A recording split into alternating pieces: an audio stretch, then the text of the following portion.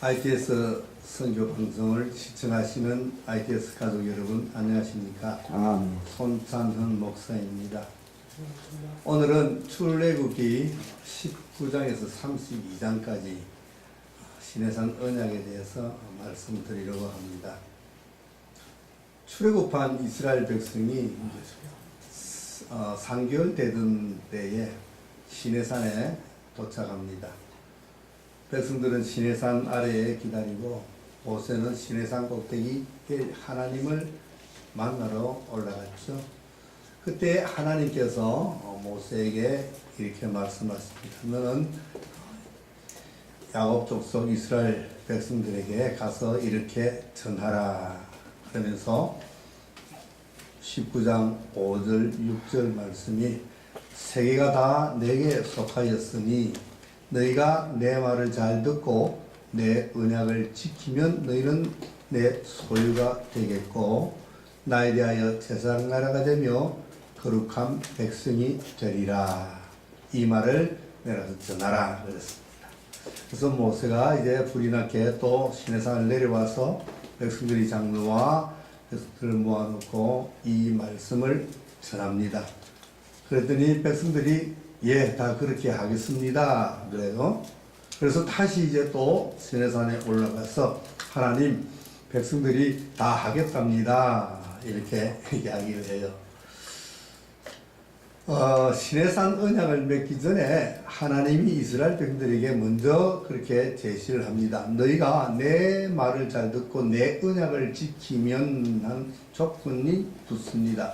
아직까지 하나님의 언약이 무엇인지는 내용은 밝히지 않았고 언약을 잘 지키면 너희가 나의 소유가 되겠고 언약을 지키는 것은 백성들의 이제 몫이고 언약을 지킬 때에 하나님은 이렇게 해주시겠다는 거예요. 먼저 이스라엘을 하나님의 소유로 삼아주시겠다 그럽니다. 우리가 소유라 그러니까 소유는 그냥 내 것이잖아요. 그런데 한국어로 소유라고만 번역되니까 별로 그렇게 느낌이 없어요. 근데 이제 이 소유라고 되어 있는 히브리어는 세굴라라는 언어인데 히브리어 이 세굴라는 가장 귀한 존재, 보배로운 존재 이런 뜻이에요. 그러니까 너희가 내 말을 잘 듣고 내 언약을 지키면 너희는 나의 가장 소중한 존재, 귀한 존재, 보배 같은 존재로 내가 여기겠다. 이런 하나님의 약속이에요.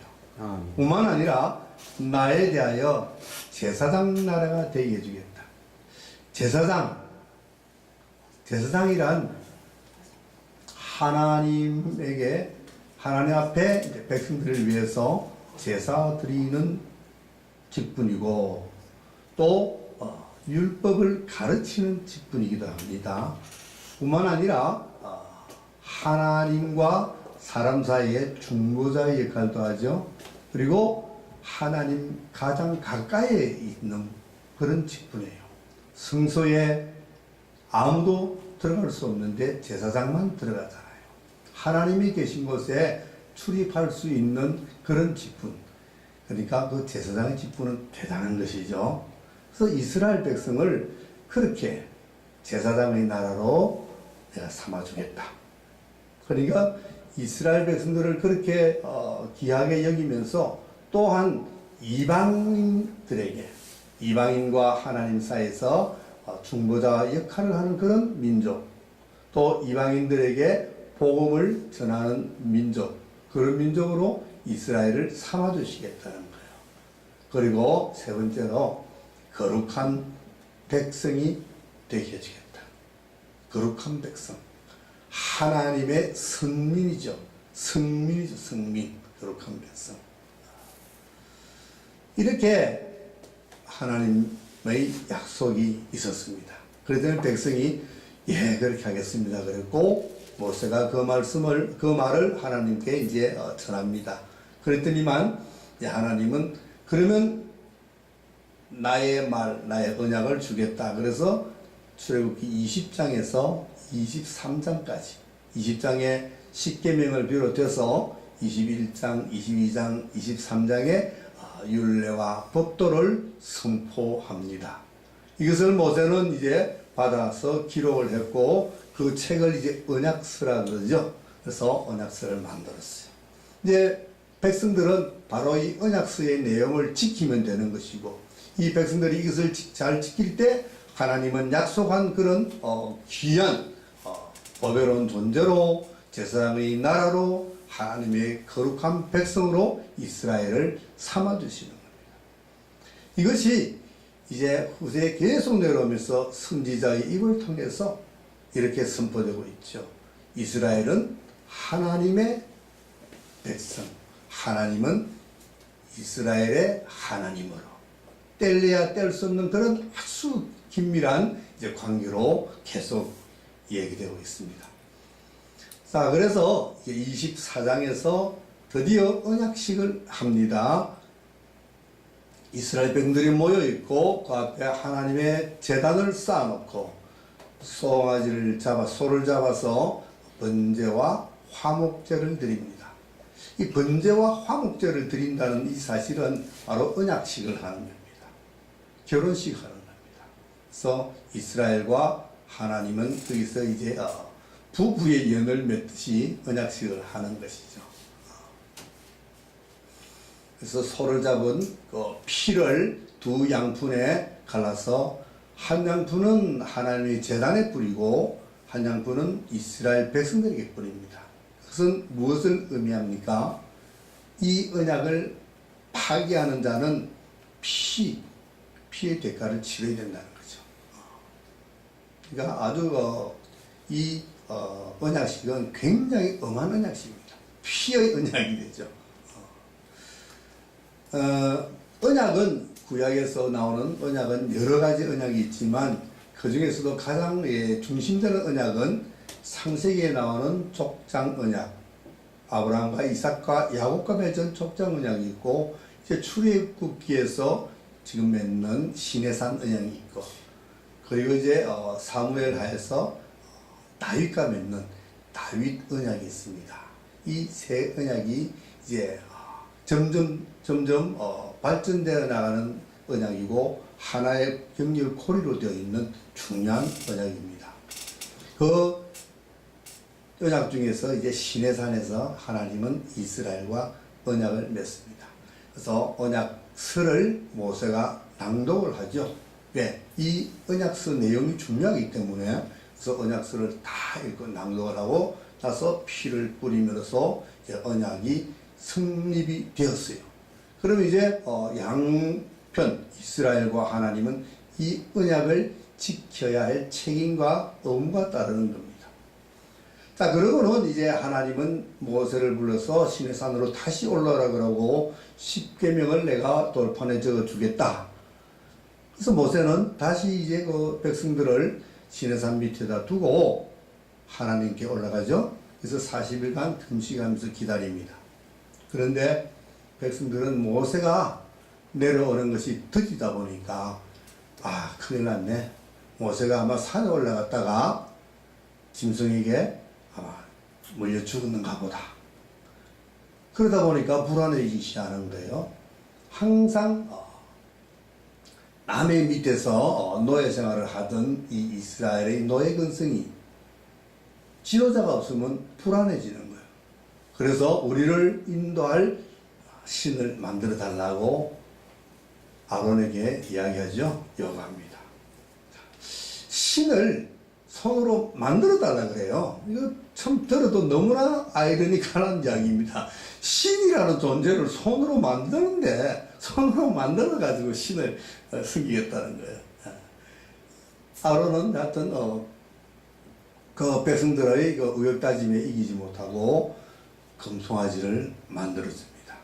그랬더니만은 이들이 이제 이 송아지가 애굽에서 우리를 인도하는 신이다 그러고 거기에다 번제와 화목제를 드립니다. 제가 뭐라고 말씀드렸습니까? 번제와 화목제를 드린다는 것은 언약식을 한다 그랬죠. 얼마 전에 하나님과 시내산에서 언약식을 맺은 이스라엘 백성이 다시 큰 송아지와 또 다른 언약식을 맺는 겁니다. 즉 말해서 갓 결혼한 신부가 얼마 되지 않아서 또 다른 남자와 결혼을 하는 것과 마찬가지죠. 이것을 하늘에서 시내산에서 봤겠죠. 모세가 올라간 그 시내산에서 하나님이 보시고 모세를 부릅니다. 모세야, 모세야, 빨리 내려가라. 내가 애굽에서 인도하여 낸 네 백성이 부패하였도다 그럽니다. 이것이 출애굽기 32장 7절 말씀입니다. 저는 이 말씀을 예사롭게 읽다가 어느 날 이 말씀을 읽고 깜짝 놀랐어요. 왜 놀랐겠어요? 이스라엘 백성을 모세야, 네가 애굽에서 인도하여 낸 네 백성이다 그래요. 40일 전에 어떤 언약을 맺었습니까? 너희는 나의 거룩한 백성이 되리라고 했어요. 이스라엘과 하나님 관계는 그런 관계였어요. 나의 백성, 나는 너의 하나님. 그런데 갑자기 모세야, 네 백성이다. 그 말은 내 백성이 이미 아니라는 거죠. 왜? 파기해버렸으니까. 언약을 파기했으니까. 언약을 파기하는 순간에 이스라엘은 이미 하나님의 백성이 아니라는 거죠. 깜짝 놀랐어요. 오, 하나님. 하나님은 사랑의 하나님인 줄만 알았더니만 역시 하나님은 공의의 하나님이었어요. 사랑을 베풀 때는 엄청난 사랑을 베풀지만 공의를 바랐을 때는 칼같이 공의를 바라시는 하나님. 그래서 우리 하나님은 두 가지 속성, 대표적인 속성이 사랑과 공의, 자비와 공의라 그러죠. 그래서 이 두 점을 추는 아주 공평합니다. 사랑과 공의가 평평하게 아주 잘 균형을 맞추고 있어요. 어느 쪽으로, 사랑 쪽으로도 공의 쪽으로도 기울어지지 않습니다. 백성들이 하나님의 말씀을 잘 듣고 언약을 지킬 때는 이 사랑이 엄청나게 바라지만 그것을 지키지 않을 때는, 파기시킬 때는 바로 공의가 발동하는 거죠.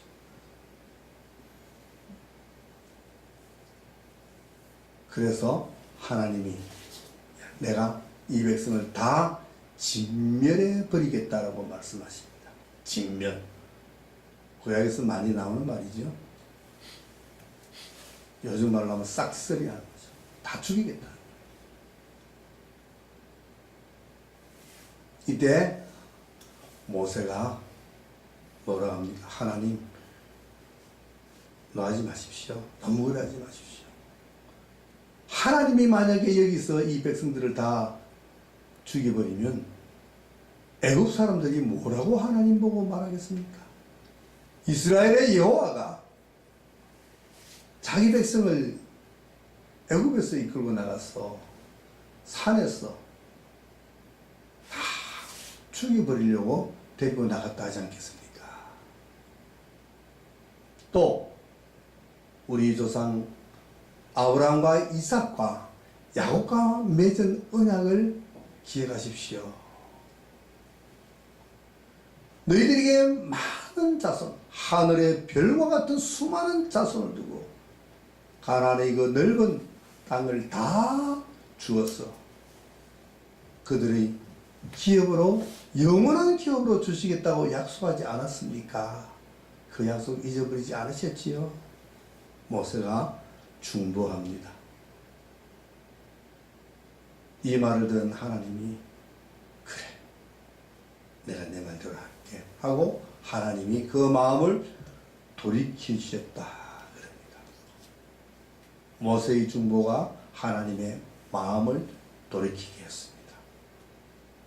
저는 여기서 그 말씀이 생각나더라고요. 요한복음 5장 39절에 예수님께서 이런 말씀을 하시죠. 너희가 성경에서 영생을 얻는 줄 생각하여 성경을 상고하지만 성경은 나에 대하여 증언하느니라. 처음에는 그 말씀을 별로 그렇게 생각 안 했는데 이 말씀을 읽으면서 예수님께서 말씀하실 때 성경이란 구약 성경이죠. 구약 성경에서 예수님 자신을 증언하는 거라 그랬어요. 근데 한 번도 예수라는 이름이 안 나오잖아요. 예수님 이름이 안 나오잖아요. 그럼에도 불구하고 예수님을 증언한다. 오늘 이 말씀 속에서 죽을 수밖에 없는 이스라엘 백성들을 하나님 앞에 중보하여서 그들의 생명을 살려주는 이 모세의 중보가 바로 죽을 수밖에 없는 우리를 구원해 주시고 지금도 보좌 우편에서 하나님 앞에 우리를 위해서 중보하시는 바로 예수님의 그 모습이라는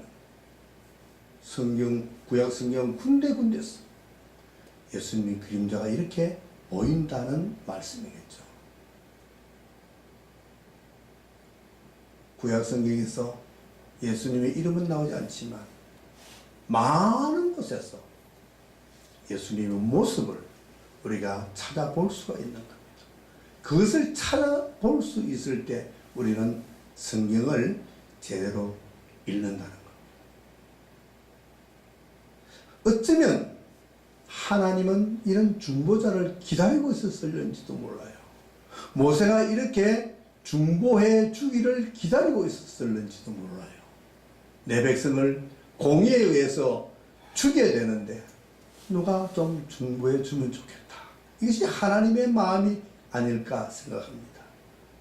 그리고 성경을 읽는 우리도 우리가 죄를 지어 죽을 수밖에 없을 때 이 모세처럼 누군가 우리를 위해서 중보해 주는 분이 있으면 좋겠다라고 우리 마음에 와닿을 때, 느껴질 때 바로 예수 그리스도는 내 마음속에 살아 계시는 거라고 저는 생각합니다. 오늘 이상 이것으로 마칩니다.